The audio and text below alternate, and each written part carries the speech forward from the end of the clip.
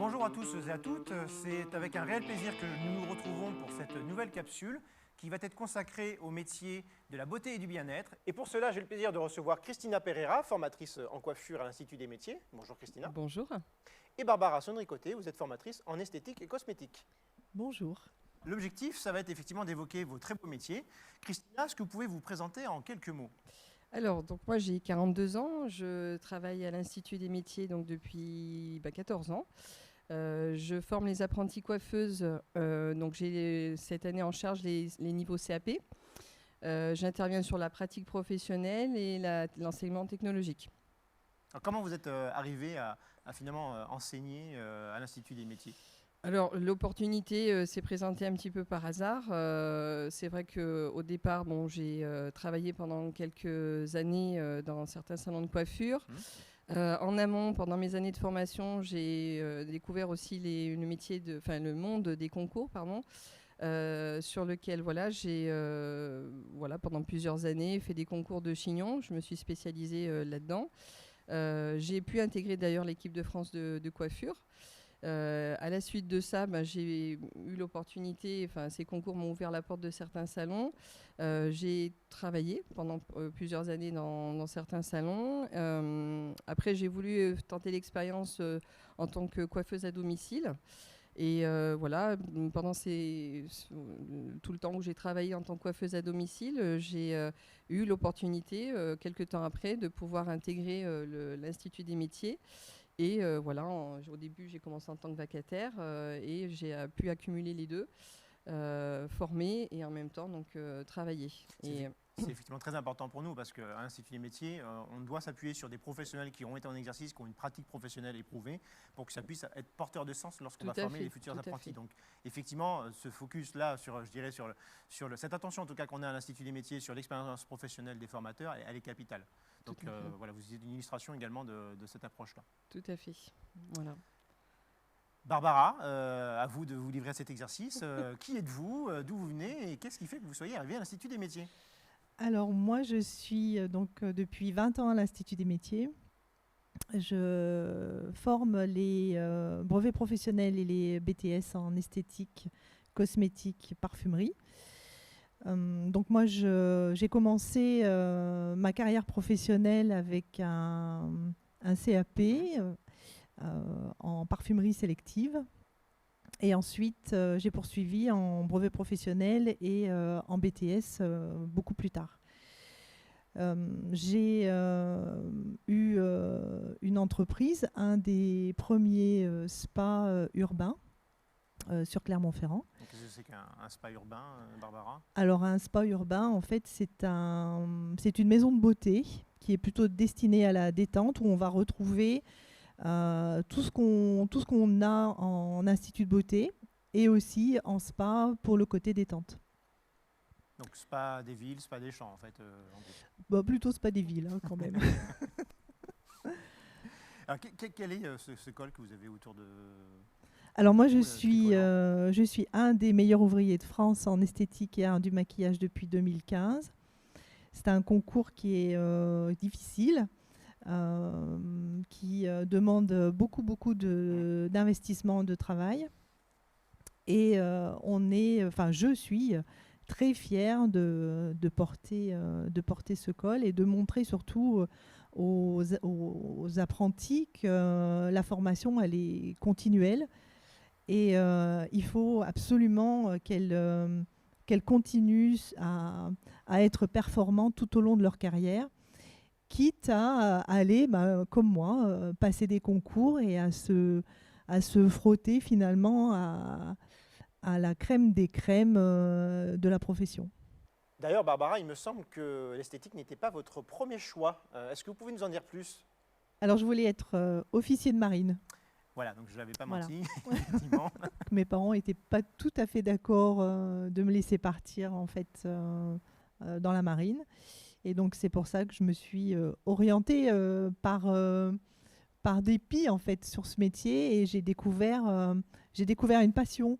Et cette passion, je continue à l'entretenir tous les jours. Et j'espère que je vais pouvoir faire ça encore longtemps et motiver le plus possible en fait des jeunes à passer les concours meilleur apprenti de France ou les World Skills pour les Olympiades des métiers, mais aussi mes collègues professionnels. Alors Christina, Barbara, est-ce que vous pouvez nous évoquer les contraintes finalement de ce métier? C'est une chose, mais également les qualités et ce qui fait le plaisir de pouvoir incarner au quotidien chacune de vos professions. Alors, moi, je vais commencer par, dans nos métiers. Alors, il faut dire que au niveau contraintes et qualité, il y a quelques parties qui sont assez communes finalement aux deux métiers. Nous, en coiffure, ce qui est un petit peu plus contraignant, c'est surtout tout ce qui est station debout, piétinement. Sur des périodes un peu fortes en travail, c'est vrai que ça peut fatiguer. On fait face à une clientèle des fois un peu exigeante. J'allais dire, justement, oui, on a une clientèle qui est de plus en plus exigeante parce qu'elle est au courant des dernières tendances et généralement, c'est ce qu'elle veut. Et on n'a pas toujours la possibilité en fait d'apporter ce qu'elle recherche.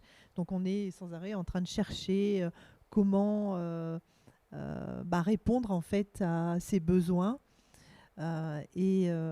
Cette clientèle, il faut quand même la satisfaire et elle ne doit pas s'apercevoir en fait qu'on est soit démunis, soit désemparés sur sa demande. Oui, ce qui incarne votre professionnalisme, c'est de pouvoir prendre en compte le besoin et puis rechercher finalement les solutions pour la satisfaction du client ou de la cliente qui est en face de vous.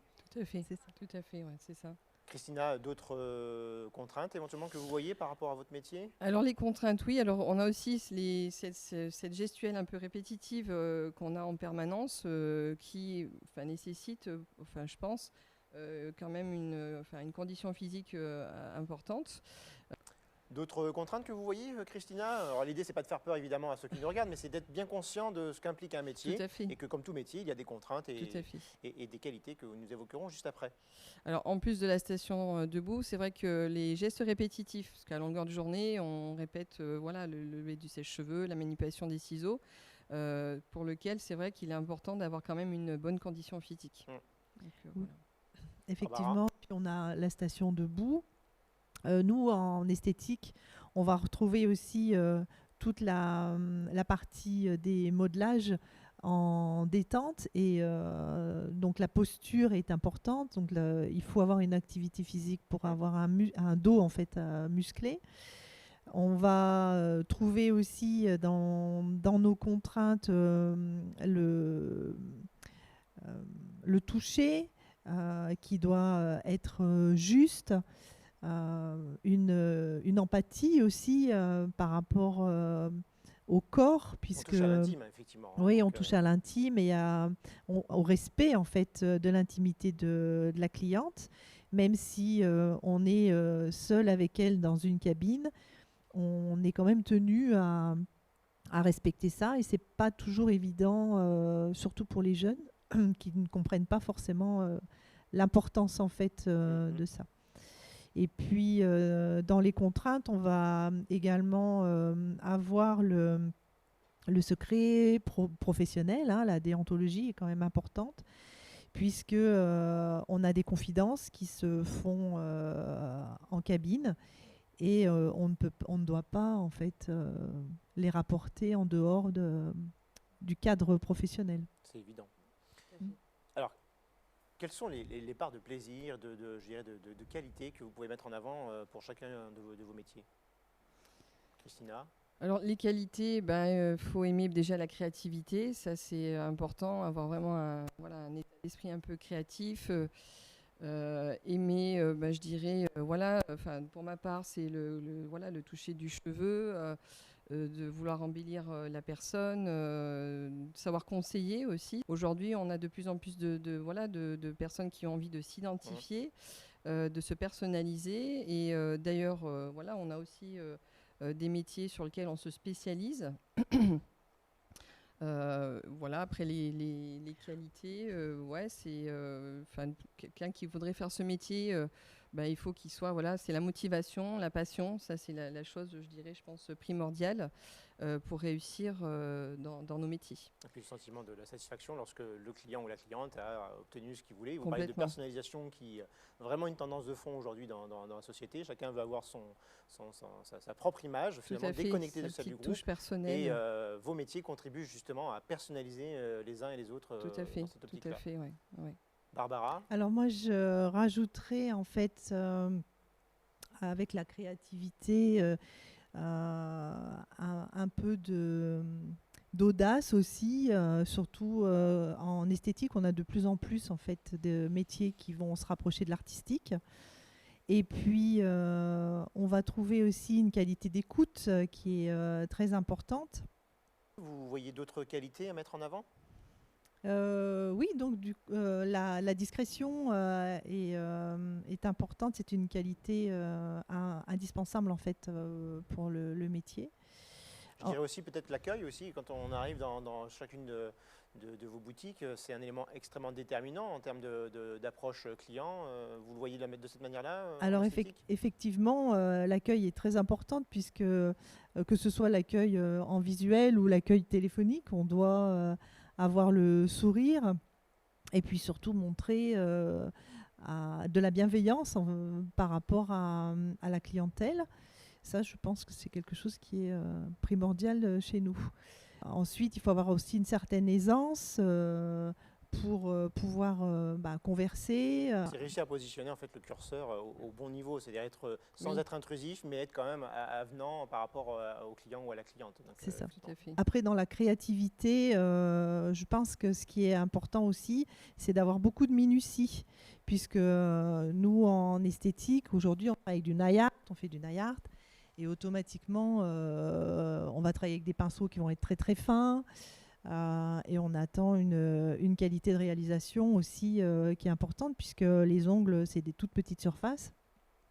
Et donc, on ne doit pas se retrouver avec des choses qui soient pas très jolies, quoi.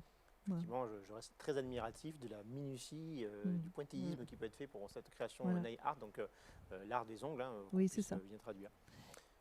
Et après, on a la qualité du toucher. Vraiment, ça, c'est quelque chose qui va revenir essentiellement, puisque la clientèle, elle attend d'avoir une détente et une qualité de service qui va presque s'apparenter au luxe en esthétique. Donc, comme on a pu le découvrir jusqu'à présent, vous êtes bien en train de nous expliquer que finalement, vos deux métiers sont de plus en plus dans une tendance de rapprochement. Est-ce que c'est un constat que vous faites également Christina? Ah oui, complètement. Nous, c'est vrai qu'autant en coiffure, on voit de plus en plus de salons qui proposent justement des services d'esthétique et à l'inverse. Donc, deux métiers qui sont très complémentaires. C'est vrai qu'aujourd'hui, on va vers la spécialisation où on propose des services sur lesquels, toutes les deux, nos deux métiers sont vraiment en coordination. Donc après, Barbara, je pense que c'est pareil sur... Oui, effectivement. Alors après, nous, on a des métiers vraiment qui sont tournés aujourd'hui sur le côté high-tech, avec de la performance et puis de la qualité de résultat. Et en coiffure, c'est pareil. Le métier de la coiffure ne s'exerce plus comme il y a ne serait-ce que 5-6 ans en arrière. Elles vont aussi utiliser des outils supplémentaires et notamment les outils numériques qui, dans nos deux métiers, sont de plus en plus présents, puisque nous, en esthétique, par exemple, aujourd'hui, on va retrouver des appareils pour faire les diagnostics de peau, pour conseiller davantage la cliente du côté beaucoup plus scientifique. Et je pense qu'en coiffure, tu peux me contredire. Oui, tout à fait. Moi, je rebondis. C'est vrai qu'aujourd'hui, on se spécialise de plus en plus. Notamment, il y a une grosse tendance en coiffure qui est vers les salons barbiers où on se spécialise vraiment dans la coiffure pour hommes. Après, il y a aussi une grosse tendance un petit peu en parallèle où on va vers tout ce qui est un petit peu le développement de produits naturels. Où c'est vraiment les deux grosses fortes tendances en coiffure.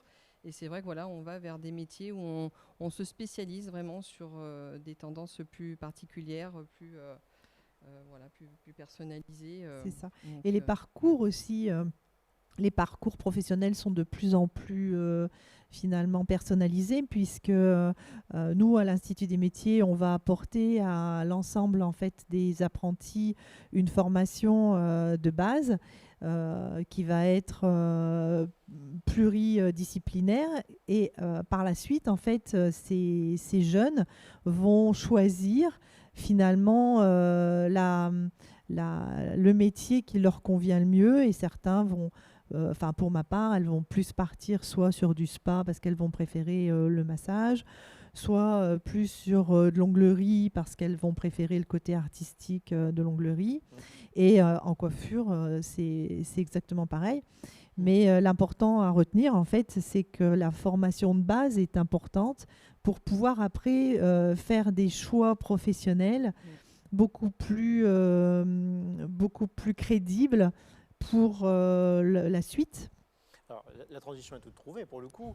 Est-ce que vous pouvez nous évoquer l'une et l'autre quelles sont les formations que l'on fait à l'Institut des métiers sur chacune de vos filières? Pour nous en coiffure, donc on a 3 niveaux. Donc on part donc au départ sur un CAP, sur lequel après on enchaîne avec donc le CAP est en 2 ans.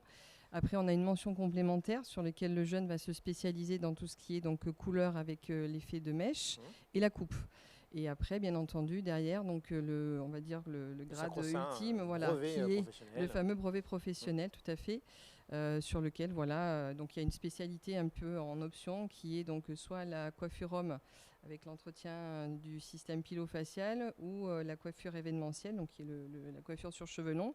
Et en plus de ça, se greffe tout ce qui est donc la coupe, transformation avec couleur effet de mèche et après, donc pareil, un tirage au sort sur l'épreuve de défrisage ou de mise en forme durable, ce qui est la permanente en fait. Donc on est vraiment sur un niveau pointu de préparation, effectivement certes pour l'examen, mais surtout parce que le brevet professionnel, quand je dis que c'est le sacro-saint sésame, c'est ce qui est nécessaire pour pouvoir ouvrir ou reprendre une entreprise dans le secteur de la coiffure. Tout à fait. Barbara, sur l'esthétique, les formations à l'Institut des métiers? Alors, à l'Institut des métiers, on a donc le CAP